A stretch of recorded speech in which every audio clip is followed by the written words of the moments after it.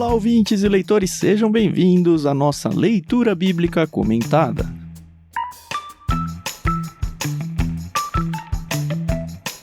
Eu sou o Thiago André Monteiro, @vulgotan, estou aqui com a Carol Simão, com o Edu Oliveira e hoje é dia do Êxodo 30. Bom dia, tudo bem com vocês? Oi pessoal, aqui é a Carol Simão e aí chegamos ao marco histórico do capítulo 30. Depois desse, falta aí tão pouquinho que a gente já começa a sentir aquela saudade, sabe? Começamos a nos despedir, mas tá bom. E aí pessoal, Eduardo Oliveira aqui, tudo bem, Tan, Carol?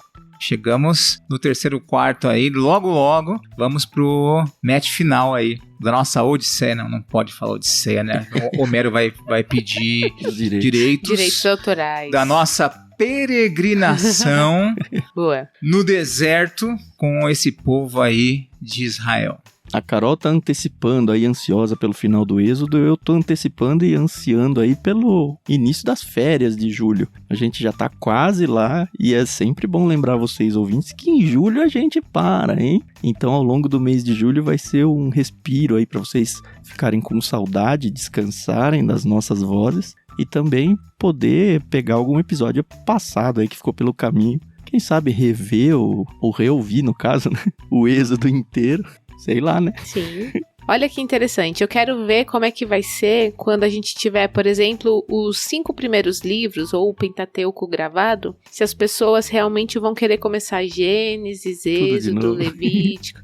Porque vai ser interessante, né? Porque a gente tá em épocas de vida diferentes, né? Mas é a sequência da Bíblia. Uhum. Enfim, é só uma curiosidade, né? Lembrando que a gente não grava na ordem Exato. Bíblica canônica. A gente já passou em Gênesis, agora tá em Êxodo, mas no meio do caminho faz umas cartas, faz uns evangelhos. Enfim, é sempre uma surpresa pra vocês, ouvintes, qual vai ser a nossa ordem. Aliás, já que é pra ficar datando o episódio, eu gosto bastante disso. O Daniel, meu filho, que hoje tá com 7 anos, terminou semana passada, aliás, acho que essa semana ainda, o Pentateuco, a primeira vez que ele terminou Deuteronômio, ele tava todo comemorando. Então, Daniel, se você está aqui no futuro ouvindo esse episódio, saiba que você aqui em maio de 2024 concluiu a leitura do Pentateuco e eu falei pra você, poucos cristãos leem o Pentateuco inteiro uma vez na vida e você já fez isso, viu? Parabéns. Parabéns. Muito bom, parabéns, rapaz. Continue assim. Isso aí. Olá, meu nome é Renata Kamimura, ouvinte da LBC. Estou passando aqui para agradecer à editora Mundo Cristão por conceder a nova versão transformadora, que tem sido uma incrível versão das escrituras, né? E também agradecer a Maria Lídia por emprestar a belíssima trilha sonora. Eu também quero agradecer aos idealizadores do podcast, porque a LBC tem sido um formato tão didático. É leve, é divertido, é tão rico. O Tan, a Carol, o Thiago Moreira, o Ricardinho, o Edu, já lavaram tantas louças comigo. E também fizeram algumas faxinas se tornarem até prazerosas. Obrigada para vocês, viu? Eu apoio o projeto e peço que todos os ouvintes possam apoiar também. Fica aqui meu registro e muito obrigada. E continuamos em busca de alguns ouvintes para fazer essa narração dos agradecimentos e ser eternizado aqui com a sua voz. Então, se você quiser mandar os créditos da NVT e da Maria Lídia, é só gravar aí um áudiozinho, 20, 30 segundos, não precisa ser super qualidade, nada do tipo, tá? Você pode mandar pra gente pelo Telegram, você pode mandar pra gente pelo Discord, ou do jeito que você achar que consegue mandar um áudio pra gente, vai ser uma delícia colocar sua voz por aqui, tudo bem? Bom, a gente tem que fazer a nossa leitura de hoje, do capítulo 30. Daria para fazer bem mais quebras, mas a gente vai fazer em 3. A primeira vai ser no verso 10 pro 11, então eu vou fazer a leitura do primeiro bloco. O Edu Oliveira vai pegar a partir do verso 11 e ele vai até o 21. E aí a Carol pega do 22 até o final do capítulo.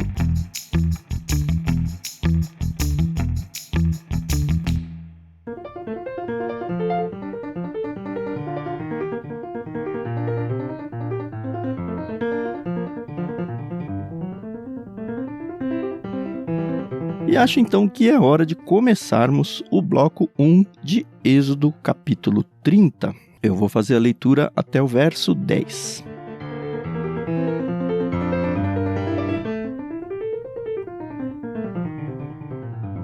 Construa um altar de madeira de acácia para queimar incenso. Faça-o quadrado, com 45 centímetros de lado e 90 centímetros de altura, com pontas em forma de chifre nos cantos entalhados da mesma peça de madeira que o altar. Revista o topo, os lados e as pontas do altar com ouro puro e coloque uma moldura de ouro ao seu redor.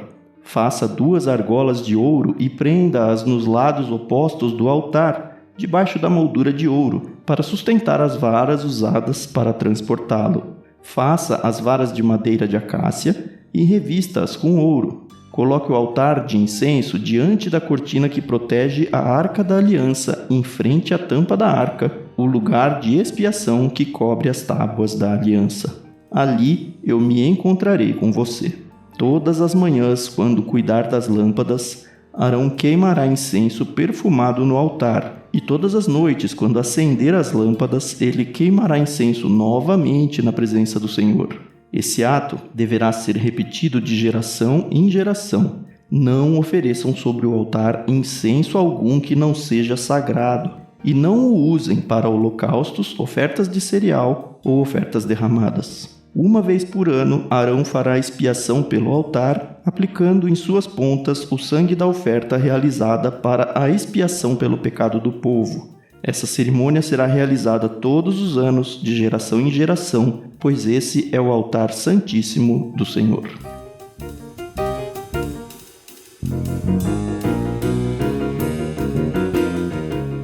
É muito interessante que esse altar do incenso ele é praticamente uma cópia a menos das dimensões aí do que é o altar dos holocaustos lá da carne, né? É isso mesmo, tem as medidas bem no mesmo esquadro, né? Então. O chifrezinho nas pontas, a cobertura de ouro, a madeira de acácia que não pega cupim, as traves, né, para carregar. É muito interessante olhar também na internet, tanto nesse trecho que eu li, quanto nos próximos, que também vai dar instruções sobre a bacia, enfim, sobre alguns outros itens. Porque, de novo, conforme a gente vai vendo a imagem, é muito legal da gente... É não só legal, né? Fica muito mais fácil a compreensão disso tudo.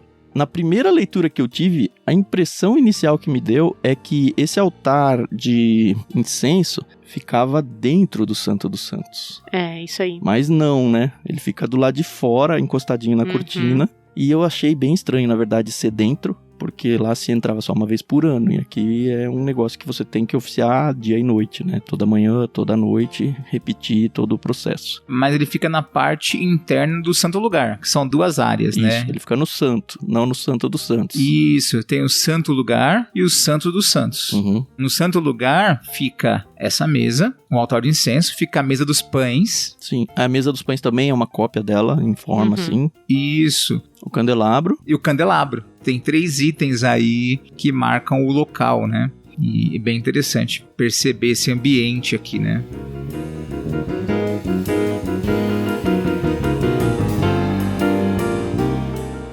Eu encontrei um paralelo interessante no sentido do simbolismo, de significar muitas vezes a imagem de uma oração.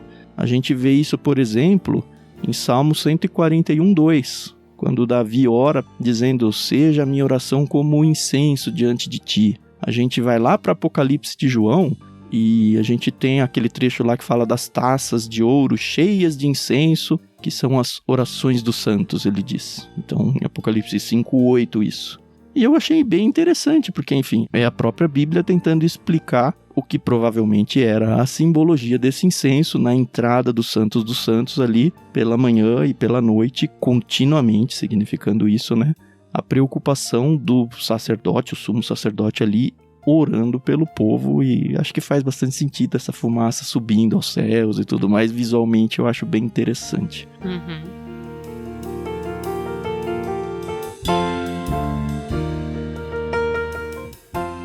Deixa eu fazer uma pergunta pra vocês. Mudando totalmente de assunto, mas ainda dentro de Êxodo 30. Uma coisa que, durante os meus estudos, eu vi é a questão de impostos que eram pagos pelos israelitas. E aí, eu sei que eu acabo entrando aí numa outra questão, mas eu li algo sobre, vou até pegar aqui para vocês verem, o altar era usado para queimar incenso, que era o símbolo das orações do povo que se elevava a Deus. Perfeito, bacana, a gente já viu isso. Aí tá falando aqui que era cobrado um imposto desse incenso, que era um pagamento obrigatório que todo israelita tinha que fazer, e os fundos eram usados para sustentar a manutenção no tabernáculo. Apesar de não ter nenhuma fala disso nesse texto, o tabernáculo, né, ele tinha que ser sustentado, a manutenção acontecia graças a dinheiro, né? O povo mesmo, Mas eu achei interessante, né, porque eu também nunca tinha parado pra pensar que tem que comprar de algum lugar, né, tem que fabricar, tem que produzir, né? Afinal de contas, eles tinham que queimar incenso direto, né? todo dia. Então... mas embaixo vai dar a receita do bolo aqui, né? No caso do incenso. Mas é isso, né? Eles tinham que trazer de alguma forma, tinha que chegar pra eles, e acho que é o envolvimento do próprio povo mesmo, Sim. de trazer esses elementos pra confecção disso aí. E o que me faz pensar que nos dias de hoje, nós, cristãos, que fazemos parte do corpo de Cristo, né? Frequentamos uma comunidade, uma igreja, enfim, temos obrigações, né? Como membros. E é importante aí, ó. A Bíblia fala, né, desde o início.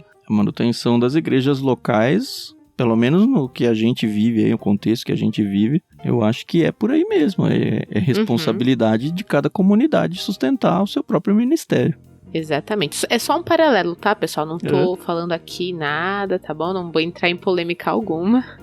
Eu só achei interessante, porque realmente, ainda mais porque o tabernáculo, ele era uma estrutura que desmontava, né? Então, penso eu aqui, tá? E fugindo totalmente aqui do assunto, que eles precisavam refazer as cortinas de alguma forma, enfim, tá? Manutenção mesmo, tá? Você que tem casa, apartamento, qualquer lugarzinho, você sabe que uma vez por ano você tem que dar uma demãozinha de tinta, algo do tipo, né? Então, acredito eu que era bem parecido com isso.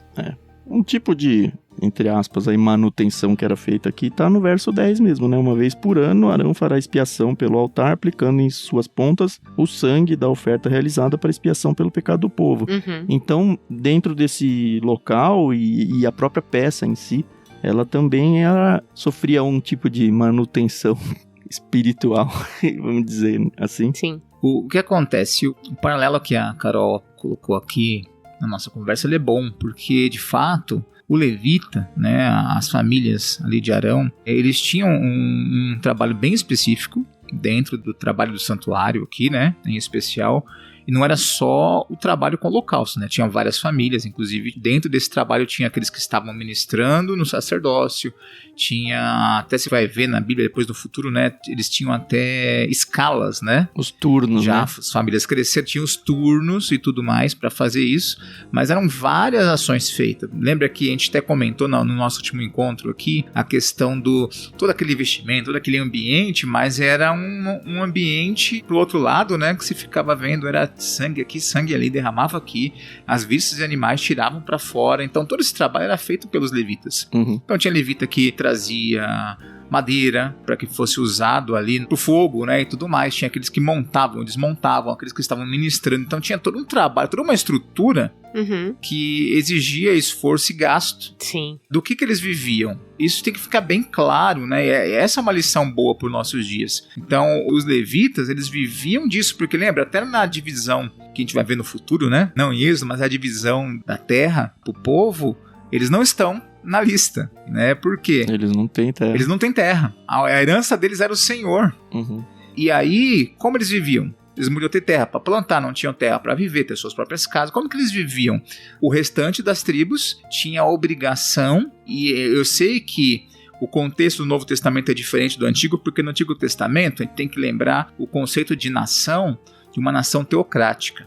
Por mais que depois eles pediram um rei, mas o conceito da aliança feita aqui era para ser uma nação teocrática. Muito claro isso. E uma nação que entendia que o seu rei era Deus, que ele era o seu Senhor, e tinha todo um trabalho dentro desse contexto para que ela vivesse. Então você vê nas linhas que nós até estudamos aqui, uma visão muito profunda de cuidado social, uma visão muito clara das relações sociais, nas relações interpessoais, muito bem estruturadas aqui, e aí o que eles davam de oferta para o templo seria o que nós conhecemos no nosso dia como impostos.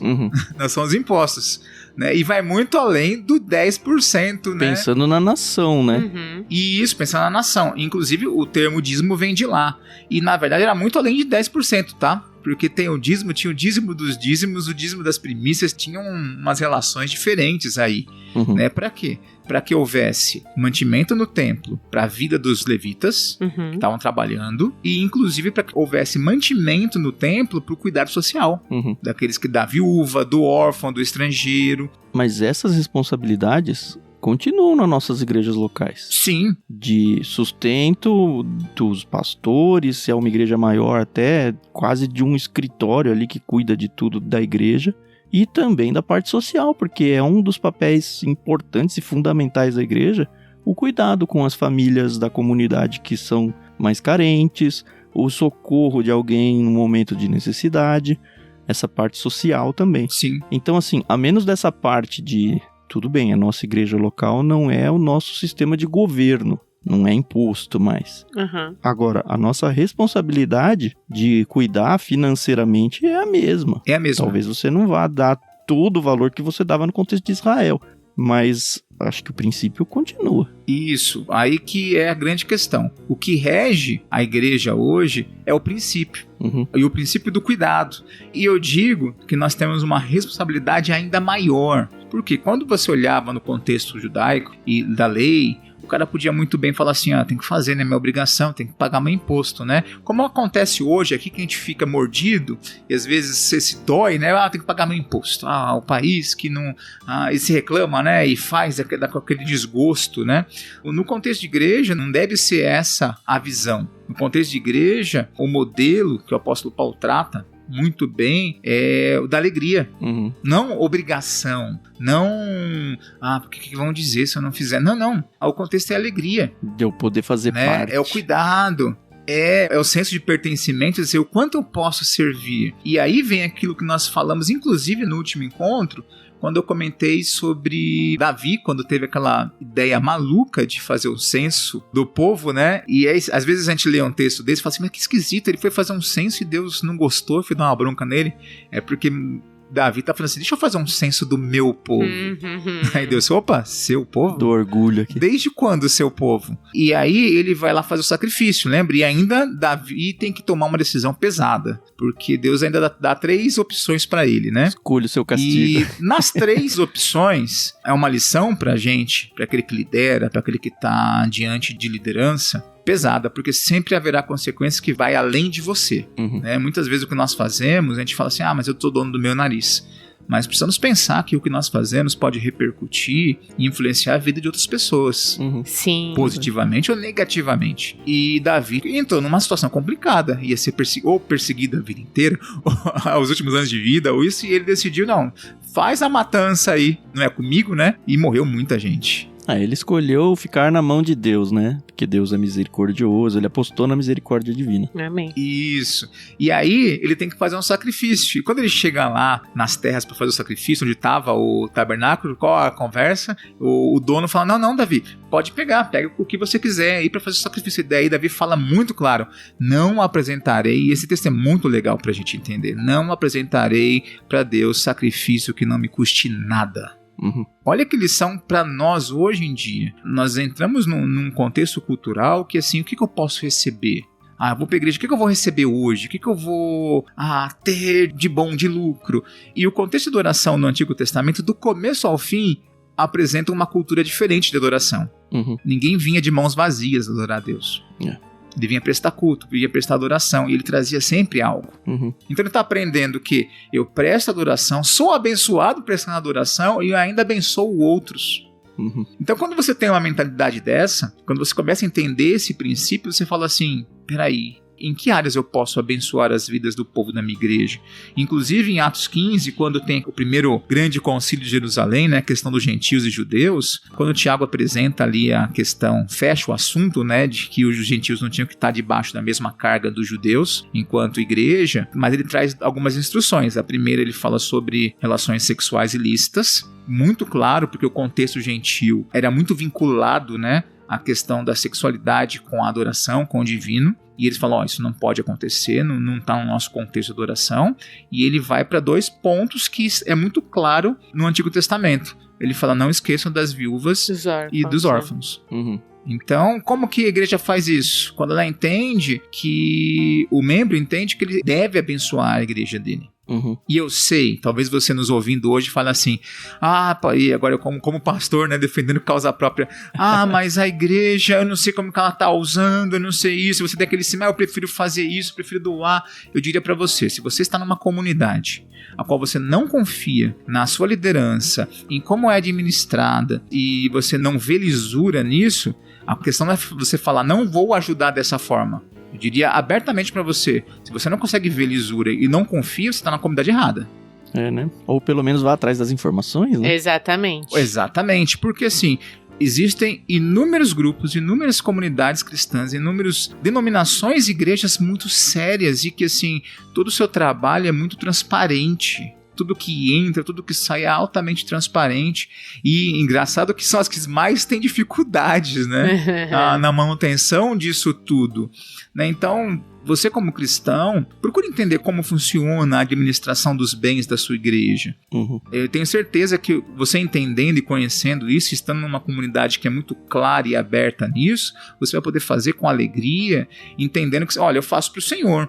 E eu confio que quem está administrando aqui está fazendo bem. Uhum. E aí, você não faz mais com peso e obrigação. Você entende lá, Paulo falando, Deus ama quem dá com alegria e faz sem preocupação nenhuma, né? Sem medo algum, porque sabe que está fazendo sua parte. Aí, o legal, quando a coisa acontece, acaba a ideia do, eu dou 10%, é 10% do bruto, cada perguntinha, né, que a gente escuta, é 10% do líquido, eu dou 10% do 13º. Quando você tem ideia e entende que liberalidade, que generosidade não é conta, você fala, não interessa mais a quantidade, não interessa mais o 10, o 20, o 15, você faz porque você quer abençoar. Isso é tão gostoso. Sim.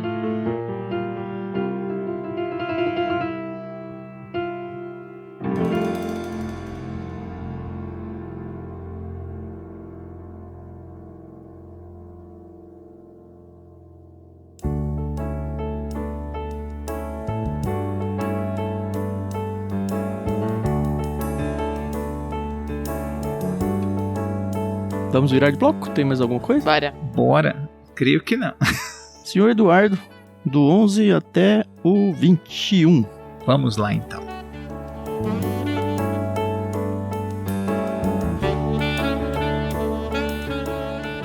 Então o Senhor disse a Moisés, toda vez que você fizer o censo dos israelitas, cada homem que for contado pagará ao Senhor um resgate por si mesmo. Com isso, nenhuma praga ferirá o povo quando você o contar. Cada pessoa contada entregará uma pequena quantidade de prata como oferta sagrada ao Senhor. O pagamento corresponderá a meio ciclo, com base no ciclo padrão do santuário, equivalente a 12 gramas. Todos os homens de 20 anos para cima entregarão ao Senhor essa oferta sagrada. Quando entregarem ao Senhor a oferta para fazer expiação pela vida deles, os ricos não darão mais que a quantia especificada e os pobres não darão menos. Receba o dinheiro de resgate dos israelitas e use-o para cuidar da tenda do encontro. Será uma lembrança diante do Senhor em favor dos israelitas e fará expiação pela vida deles. O Senhor também disse a Moisés: faça uma bacia de bronze com o suporte de bronze para a lavagem cerimonial. Coloque-a entre a tenda do encontro e o altar e a encha de água. Ali, Arão e seus filhos lavarão as mãos e os pés. Cada vez que entrarem na tenda do encontro, deverão se lavar com água, do contrário, morrerão. Cada vez que se aproximarem do altar para servir ao Senhor e queimar ofertas especiais para ele, deverão lavar as mãos e os pés, do contrário, morrerão. Essa é a lei permanente para Arão e seus descendentes e deve ser cumprida de geração em geração.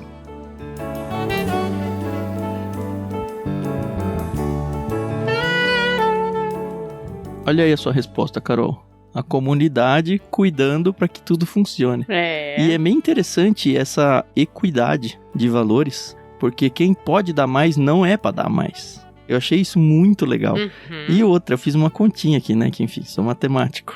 A princípio eu pensei, poxa, a gente tinha estimado lá 2 milhões de pessoas saindo do Egito, lembra? Mas aqui ele tá fazendo um censo Sim. de só homens, de 20 anos pra cima. Então um censo claramente de guerra, né? De homens prontos para a guerra. A gente vai ter um censo igualzinho sendo feito em Números 1. Números começa com um censo de homens, então a tribo é praticamente o mesmo grupo aqui, né, em Números 1. E lá ele vai fazendo a contagem tribo por tribo e no final ele fala, olha, no total 603.550 homens. E aí eu fiz uma continha aqui. Primeiro que eu me confundi todo, né, eu achei que cada um tinha que dar 12 gramas, mas é meio ciclo.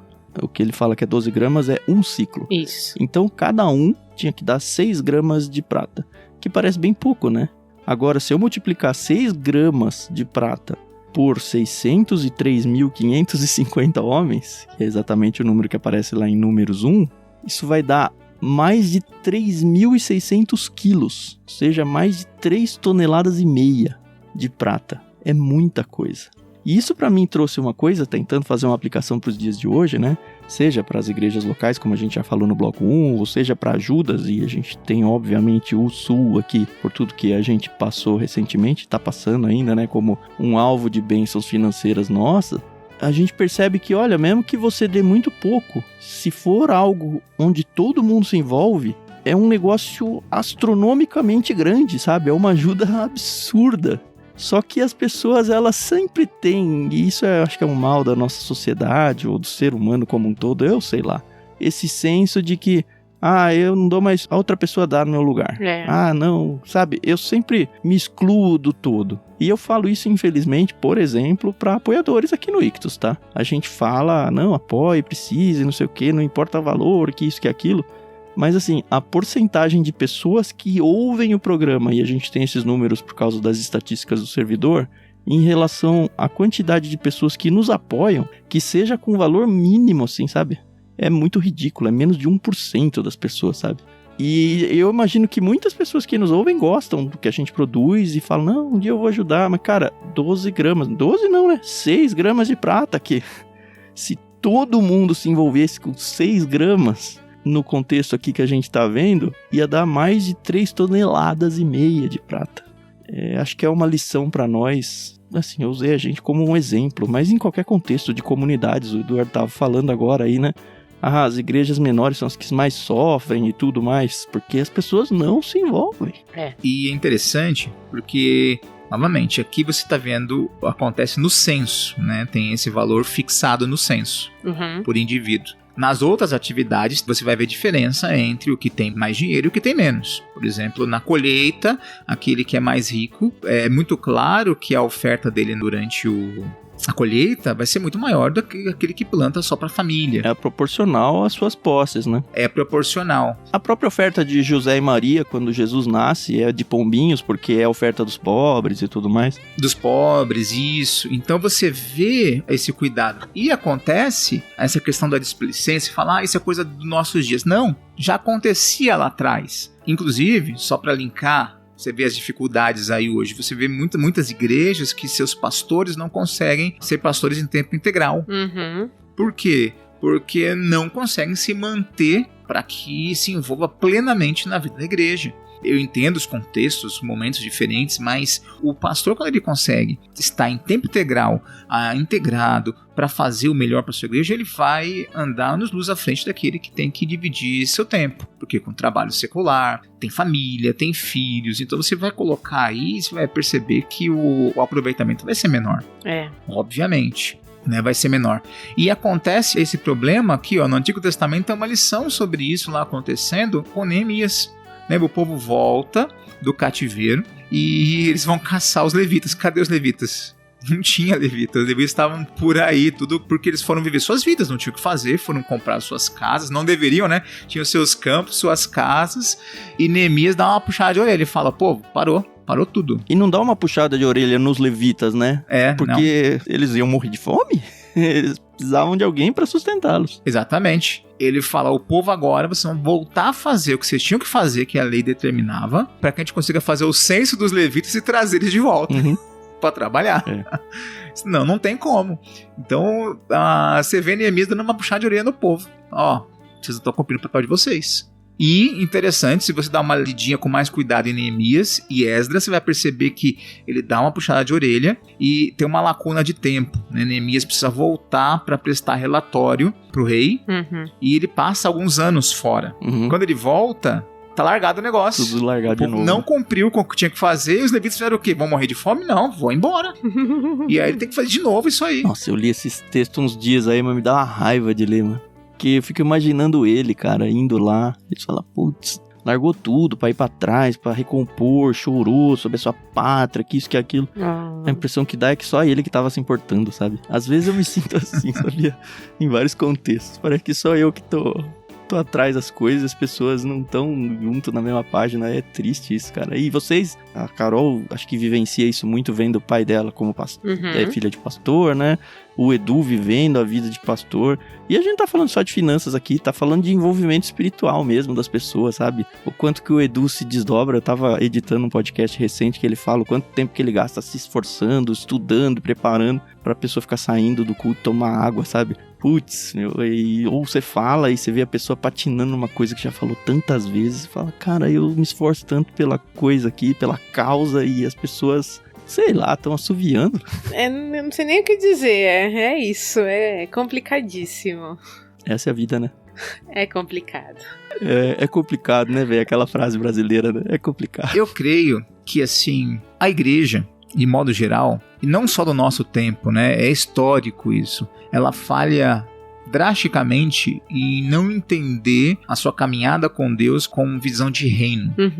Grande parte das vezes as pessoas entendem o relacionamento com Deus como uma parte da sua vida, a qual durante a sua semana você tem a sua vida, trabalha, tem sua família, tem suas coisas para fazer, seus hobbies, seus passeios, e num dia da semana ou dois, aí sim, nesse dia você coloca a roupa de crente, você vai pegar e se dedica por algumas horas, tem que ser rápido, tá? Porque senão o povo hoje em dia, na modernidade, não aguenta mais, né? Ficar tantas horas ouvindo alguém falar sobre um livro antigo, né? Pois é. É um clube de campo espiritual.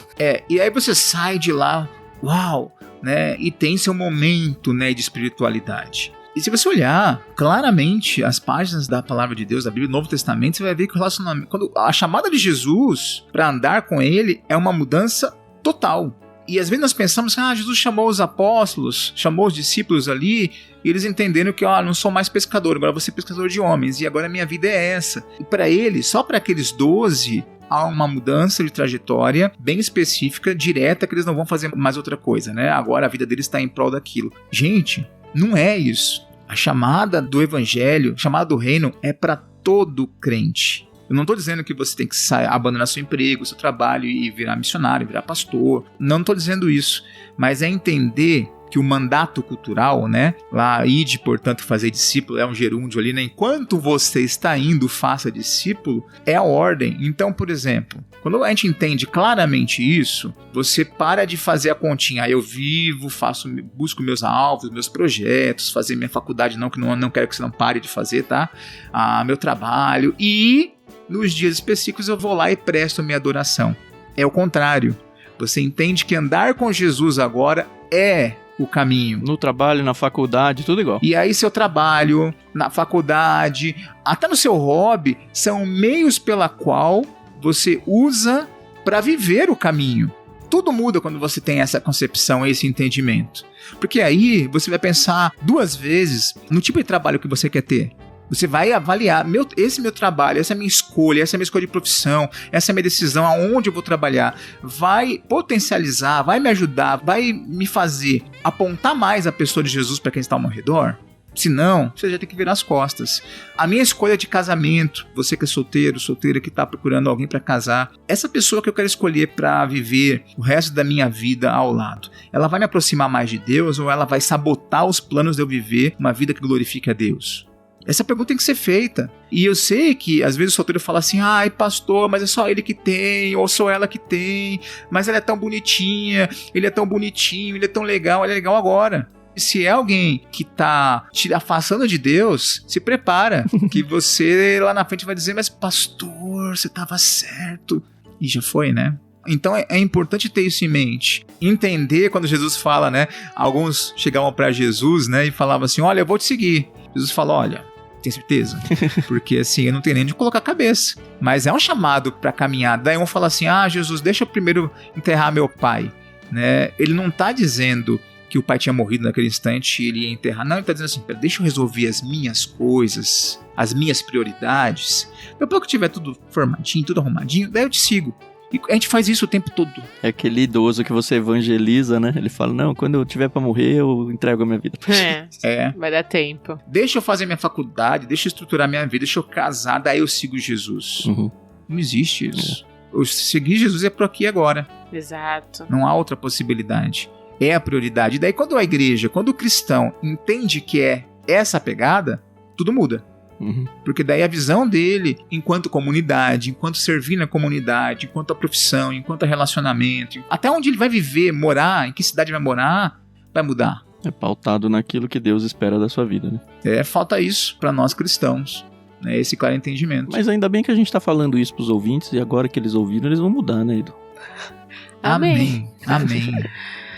Ai, Deus. Essa é a nossa oração. Porque esse assunto meio polêmico e que acho que seria interessante, quem sabe um dia a gente parar e gravar um pouco ele mais a fundo, essa questão do servir, enfim, tá? Isso aí que o pastor Edu falou é muito pertinente, tá bom? Meditem aí nos seus corações. Vamos seguir aqui, que senão o negócio não acaba, mas é um assunto que eu gosto muito e que eu tenho muito a dizer sobre isso, mas...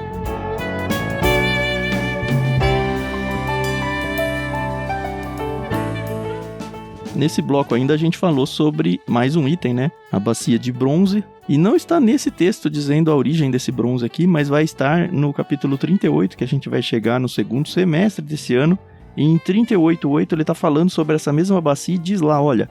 Bezalel fez a bacia de bronze e seu suporte de bronze com espelhos doados pelas mulheres que serviam à entrada da tenda do encontro. Então, as próprias mulheres é que deram esse material e pelo que eu dei uma pesquisada aqui, eram os espelhos delas. Olha que legal. Tinha espelho igual a gente pensa hoje, eram os espelhos da mulherada lá. E isso aqui corroborou um comentário de um outro autor que eu tinha lido aqui, tentando trazer um pouco do simbolismo dessa lavagem, né?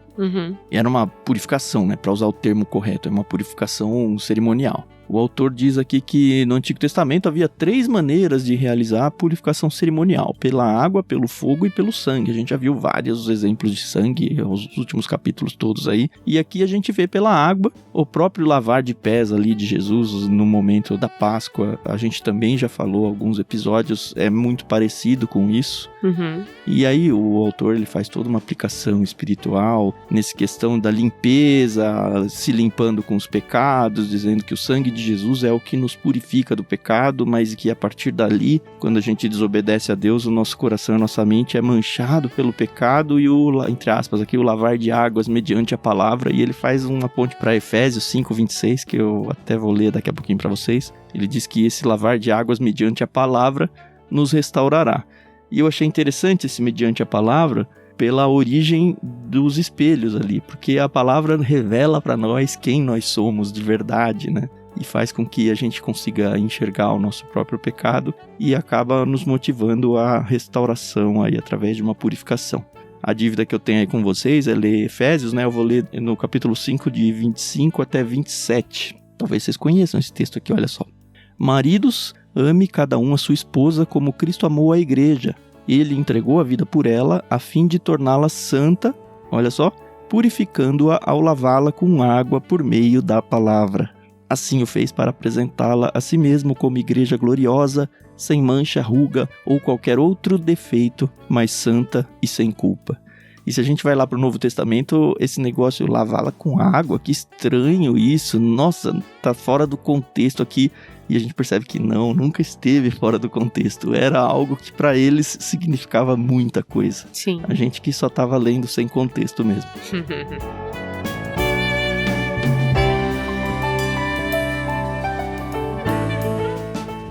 O texto que você citou do lava-pés também, ele se encaixa perfeitamente aí, como você já citou, né? Porque assim, era cultural, né? Sempre tinha que ter alguém para lavar os pés, né, de quem chegava na casa, por uma ocasião especial. Inclusive, o contexto daquela ceia ali, né, é bem especial, porque quando o povo não tomava banho naquela época como é hoje, né? Sei que você está no contexto do Brasil, né? Que o brasileiro gosta de tomar banho, amém? Eu espero que sim.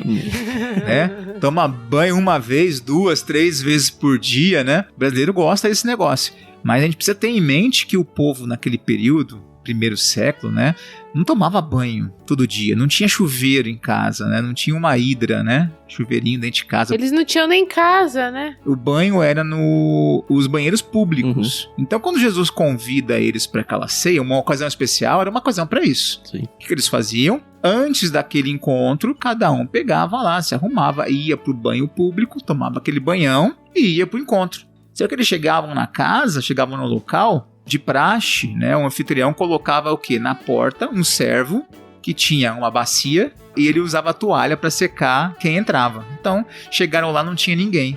Porque era o servo mais simples da casa que fazia isso. Sabe aquele servo que ninguém...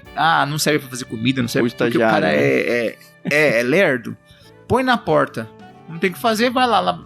E aí eles lembra que começa um buririm? E aí, quem que vai limpar o pé de quem? Eles vão pedir pra eu limpar o pé, né? Não vou ser eu, né? E Jesus chega e começa a limpar o pé de todo mundo, lavar o pé da galera. E interessante que Pedro se ofende. Não, senhor, não vai lavar meu pé. Jesus dá uma dele, se eu não deixar, você não faz parte comigo. Aí Pedro fala, então pode banhar tudo. E Jesus fala assim, não, Pedrão, quem já se banhou, né, o verso 10 de João 13, não necessita de lavar, senão os pés. Quanto ao mais, porque tá tudo limpo. E ele dá uma afirmação, vocês já estão limpos. Olha a questão espiritual aí, né, do crente, né? Vocês já estão limpos. É o sangue da cruz, né? É isso aí. E Jesus faz uma coisa legal ali, né? Porque ele fala assim, vocês já estão limpos. Opa, não, quer dizer não. Mas não todos, né? Jesus já aponta pra um ali que tava pra Judas, né? Vocês já estão limpos. Não, peraí, deixa eu reajustar aqui, não todos. É interessante perceber isso, né? Verdade. Então, é a vida do crente mesmo. A gente tá limpo pelo sangue. E de vez em quando você falha. De vez em todo dia. Você falha com Jesus. Daí quando você falha, você faz o quê? Sabão do crente. 1 João 1:9, né? Se confessarmos os nossos pecados, ele é fiel e justo para nos purificar de todo pecado, né? Então é importante saber que a gente tem acesso à bacia para lavar os pés. E a palavra de Deus que vai nos revelar esse pecado que sujou a nossa vida. Exatamente.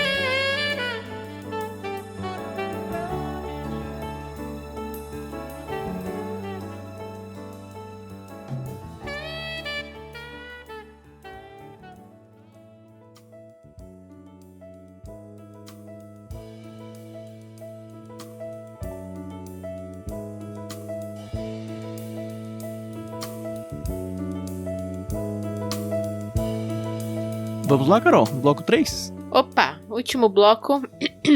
Vamos lá.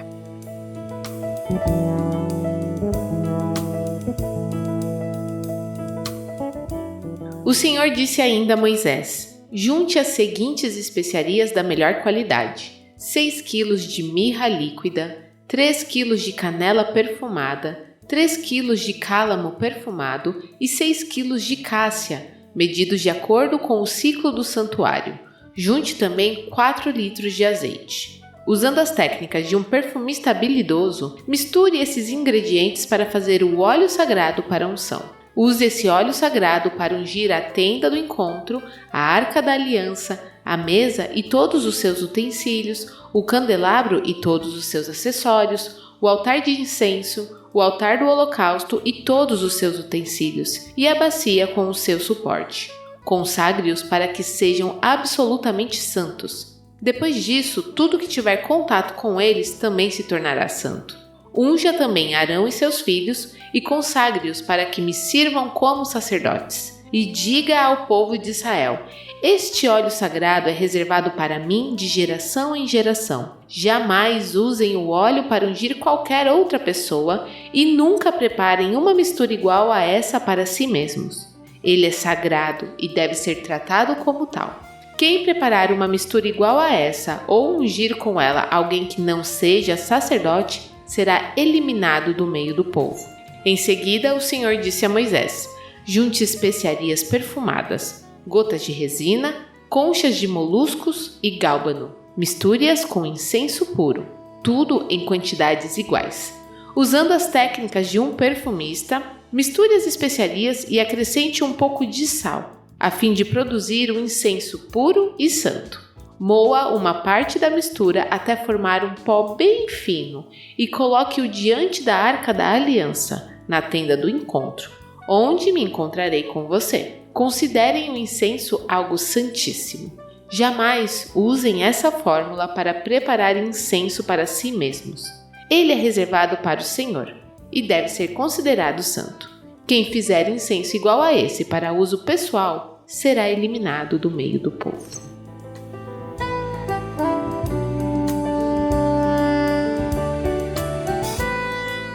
Deixa eu fazer só uma pergunta que realmente eu não fui atrás, então eu não sei se isso tá fácil e eu que só aqui tô ignorando na minha cara. Quando os sacerdotes iam ungir os reis, Saul, Davi, enfim, era esse primeiro óleo que eles usavam? Não tenho a menor ideia. Talvez um óleo comum, um azeite só, não sei. Nunca pensei em que era esse, mas também não seria uma grande surpresa, não. Não é específico isso, né? Aqui. É que a gente só pensa só no azeite puro, né? Não sei se seria um azeite puro ou talvez com algum tipo de especiarias, né? Que dava aquele perfume, né? Porque quando a gente pensa em perfume, né? Nosso contexto é diferente, né? O perfume daquela época, ele era feito, né? Dessa forma, né? Com azeite, tinha toda aquela textura, né? E o cheiro e tudo mais. Tanto que é mencionado a arte do perfumista aqui, né? Sim. E não podia usar um perfume de Deus ali, né? O perfume tinha que ser outro. Eu acho sensacional que a gente tem na Bíblia receita, cara. É uma receita, ó, uma pitada disso, uma pitada daquilo, junta. E, assim, dá até um medo, na verdade, porque se é um livro sagrado que dá uma receita e no fim da receita fala, você é proibido de fazer, por que deu a receita? Enfim, é aquele senso de que, ó, não faz isso, hein? Dá aquela vontade de fazer, vocês estão ligados, né? Mas assim, o que a gente percebe aqui, e acho que é uma aplicação muito boa, né? Nada, absolutamente nada foi deixado ao acaso para que houvesse algum tipo de engenhosidade humana, alguma engenharia humana fazendo a coisa aí. Tanto o óleo, né, quanto o incenso, eles foram claramente descritos pelo próprio Deus. Ó, é exatamente assim que você tem que fazer. Não é uma receita humana. É uma receita divina e com um propósito divino. E só com um propósito divino. Se a gente for olhar lá em Levítico 10, 1 e 2, a gente vai descobrir que o Nadab e o Abiú, os filhos desse Arão que está aqui, eles foram executados por violarem justamente esse mandamento aqui. Lá em Levítico diz o seguinte, olha, Nadab e Abiú, filhos de Arão, colocaram brasas em seus incensários e as salpicaram com incenso. Com isso, trouxeram fogo estranho diante do Senhor, diferente do que ele havia ordenado. Por isso, fogo saiu da presença do Senhor e os devorou, e eles morreram diante do Senhor. Eu sempre pensei nesse texto como eles trazendo algum incenso de outros deuses ou alguma coisa assim. Mas talvez eles só tenham feito uma outra receita aqui. E Deus falou, não, do mesmo jeito que o cara pôs a mão lá na arca que estava caindo, eu já tinha falado, ó, se for coisa diferente, vai morrer. E não teve a santidade e o zelo necessário para fazer exatamente como deveria ter sido. É, questão da displicência também, né? Talvez dentro desse contexto deles ali, eu faço isso sempre, é sempre assim, aquilo que é falta de cuidado, é rotina, não vai ter problema, pode ser assim mesmo, de qualquer jeito. Com Deus não tem de qualquer jeito. Exato. Na verdade, essa bola vem sendo cantada desde o bloco 1, né? Sim. No verso 9, eu já pulei de propósito para trazer agora, né? Não ofereçam sobre o altar incenso algum que não seja sagrado. É esse que ele ia falar aqui no final do capítulo. E não usem para holocaustos, ofertas de cereal ou ofertas derramadas. Então tudo no esquadro, assim, tudo certinho do jeito que tem que ser. Você viu uma coisa legal aí? Na descrição da receitinha aí, tem uns nomes diferentes, né? Vocês pesquisaram os nomes aí das plantas? Ingredientes? Aí, Não. Tem uma planta aqui, o gálbamo, né? Cadê aqui? O concha de molusco. Interessante isso. E o gálbano, que é uma planta que ela tem uma resina, né? Faz uma goma com ela. E é interessante, tem umas florzinhas amarelas. E ela nasce no norte do Irã. Olha aí, que legal. Olha naquela só. região. Nas cordilheiras ali, ó. Interessante. Eu imagino que eram ingredientes, num certo sentido, comuns para os mestres perfumistas ali. Eram o que se usava tudo. A questão é mais a mistura específica. Mas também só imagino, né? Mas eu acho legal essa coisa de... isso é pra mim, Deus, tá? Isso você vai fazer e você não pode usar. Então é feito por mãos humanas, mas não pode ser usado, né, pelo homem. E aqui eu imagino que quando fala que vai sair fora, né, ali do meio do povo, é um exílio ou é a morte? Eu pensei no exílio. Pra mim é a morte. O último verso que a gente leu aqui: quem fizer incenso igual a este para uso pessoal será eliminado no meio do povo. Pensando pra mim, essa eliminação é morto mesmo. Sem então, chance. Quem que queria fazer isso, Tan? Mano, você fala pro seu filho não pôr o dedo na tomada, ele põe. E sabe, a gente tava conversando esses dias aí, a gente até comentou sobre a questão lá, a gente falou, acho que 2 das nossas conversas que a gente falou sobre a questão de Davi, né, levando a arca e o menino lá que colocou a mão e morreu, né, o zelo de Deus. Sim. E da onde saiu a ideia deles carregarem a arca com um carro de bois, né? Não podia, a regra era com as mãos humanas. Porque não podia.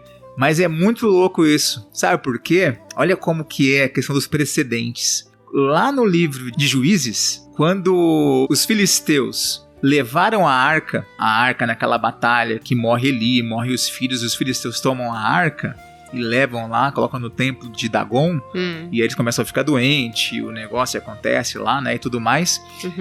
Qual foi a ordem para que eles devolvessem? Eles colocaram Põe num carro de boi, larga os boi para ver se eles voltam e sozinhos. larga voltou, eles. Né? Muito louco, porque assim, para aquele povo que não tinha nenhuma relação com Deus, olha como é interessante, porque eles não tinham nenhuma relação com Deus. E Deus trata a situação com eles de uma forma. Ainda mais que eles tiveram pestilência, mas Deus trata de uma forma. Agora, o povo de Deus que conhecia, que tinha pleno entendimento de como se relacionava com as coisas de Deus, Deus é muito claro com isso. Olha, é assim que se faz. Então é interessante porque às vezes tem 2 lados, né? Nós queremos que o povo que está fora do entendimento do relacionamento com Deus, a gente quer que eles tenham o entendimento que nós temos sobre moralidade, sobre várias coisas. A gente acha que eles por obrigação têm que ter, ou queremos impor na vida deles aquilo que faz sentido só para nós, que temos uma nova vida em Cristo Jesus. É um problema isso, porque não dá. O cara vai virar um cumpridor de regras, isso é fácil. Agora, ter a vida transformada é outra coisa, né? Mas, ao mesmo tempo, nos coloca numa outra circunstância. Minha relação com Deus envolve uma maior intimidade, mas essa relação envolve também uma maior responsabilidade. Você está querendo dizer que Deus cobra diferente de nós cristãos do que cobra em relação aos descrentes, nesse sentido, né? Óbvio. Com toda certeza. Hebreus tem um bom apontamento sobre isso. E, inclusive, o apóstolo Paulo faz isso na conversa no Areópago, lá em Atos. Ele usa, né, inclusive, a aplicação do Deus desconhecido. Ele fala, olha, no passado, Deus não levou em conta a ignorância de vocês, mas agora não mais, porque vocês estão ouvindo. Agora acabou. A responsabilidade aumentou. Aumentou a responsa, até para aquele que ouviu a partir de agora. Então é interessante observar isso, né? Como essa relação, essa proximidade nossa para com Deus também vai aumentar a nossa responsabilidade, porque somos filhos, e como filhos ele vai puxar um pouquinho, vai puxar a régua, não nem um pouquinho mais, é bem mais, né?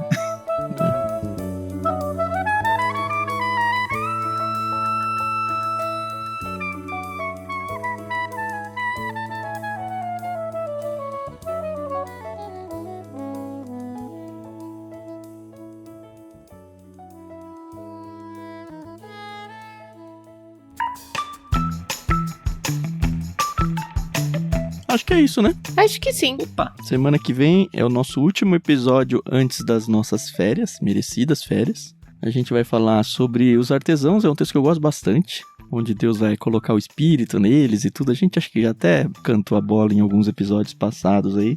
E vai falar um pouquinho sobre o sábado também, de novo. E acho que vai ser uma quebra boa, porque a partir do 32, que é quando a gente voltar das férias, vai ser o exemplo lá do bezerro de ouro, que todo mundo acho que já conhece e tudo mais. Pois é. Mas vai ser um hiato interessante.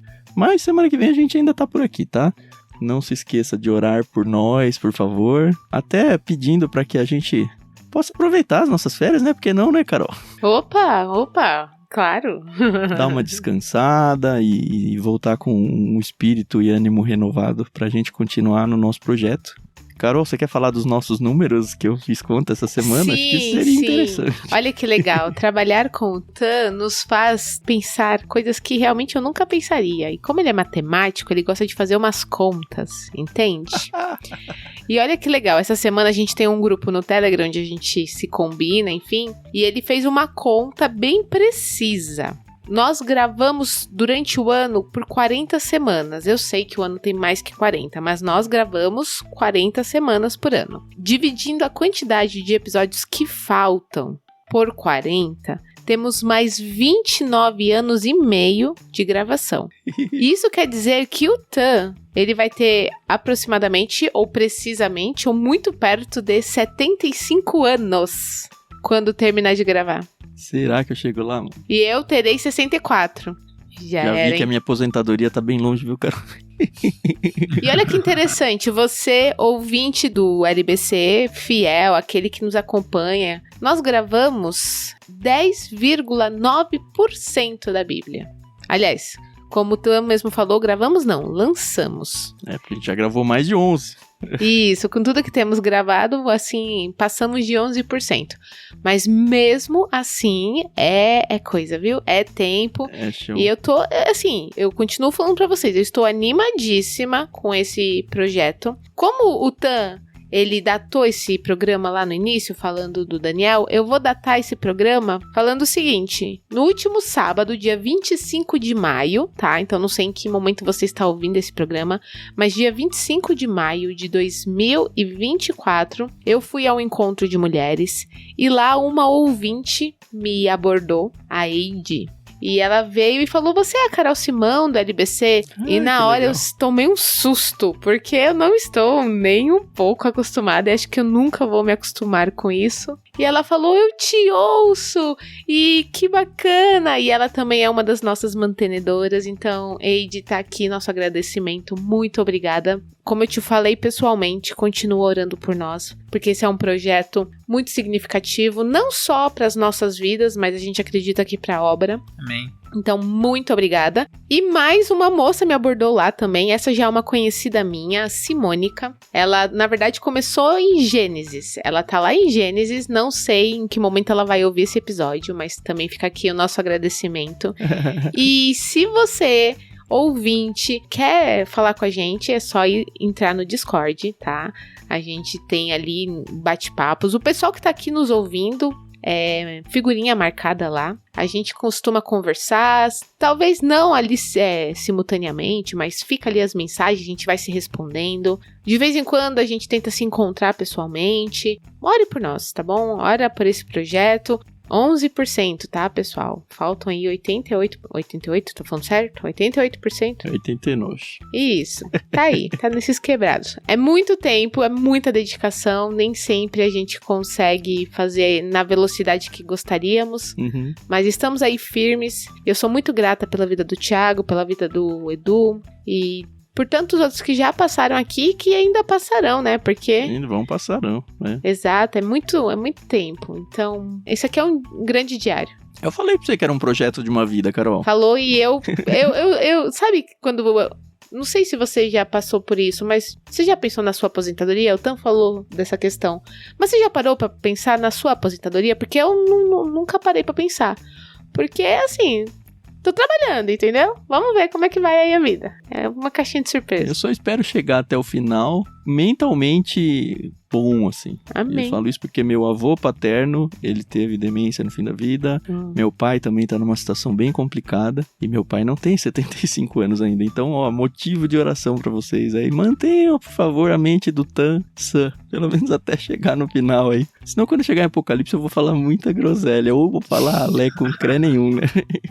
E também espero que os ouvintes não esperem 75 anos pra começar a pensar em apoiar a gente financeiramente, hein? Por favor. Muito bom. Obrigado ao pessoal pelo seu tempo, por toda a sua disposição em estar conosco aí. E obrigado, Tan, obrigado, Carol. Que Deus abençoe vocês aí grandemente. E até o nosso próximo encontro. Obrigada, pessoal, pela paciência, audiência. É sempre um prazer estar aqui com vocês, tá bom? A gente se ouve no próximo episódio. Até mais.